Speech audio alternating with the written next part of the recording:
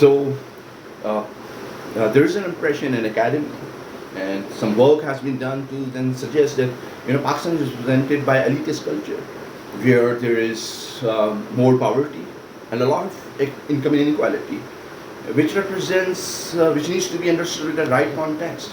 That yes, there needs to be sustainable approaches that should economically empower the poor and the marginalized.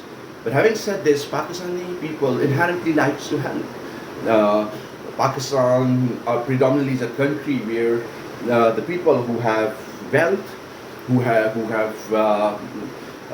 worked really hard, spending day and night, earning some significant amount of wealth and through businesses in such a uncertain political and economic environment, will still be participating in philanthropy activities. So thereby, uh, Pakistani culture, that is a Muslim culture, is defined through amazing acts of not only bravery, resilience, but with a feeling to find a purpose in life, find their purpose for being representing humanity, for being Muslims. Muslims, our religion, which contextualizes humanity with its universal context, represented by the concept of intelligent life.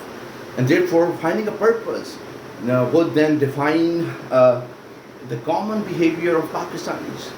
And they would like to help others.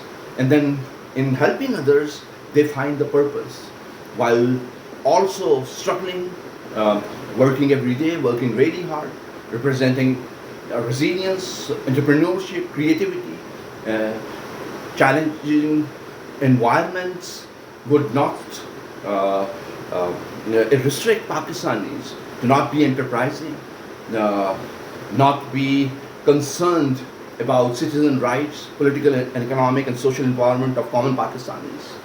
So it's a great story, and therefore, this being Muslim generally does not really have a link with fundamentalism.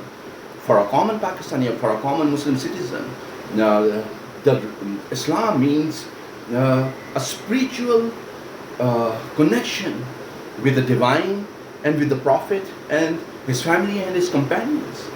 So there is a difference between religion and spirituality. As far as Islam as a religion is concerned, it is a way of life. But also it represents a very evolved philosophy represented through experts of Islam who are called Sharia experts, or even one could include the Maulvi of the mosque. Uh, for them, there's a little bit of a larger role to then understand Islam. But for a common Pakistani Muslim like me, Islam represents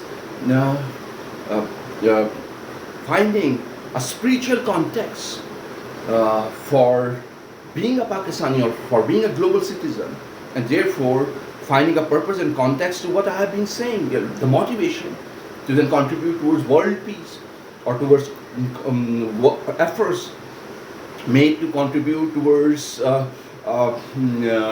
economic progress of Pakistan, while connecting religion with the practices of the modern world, or connecting economics with culture.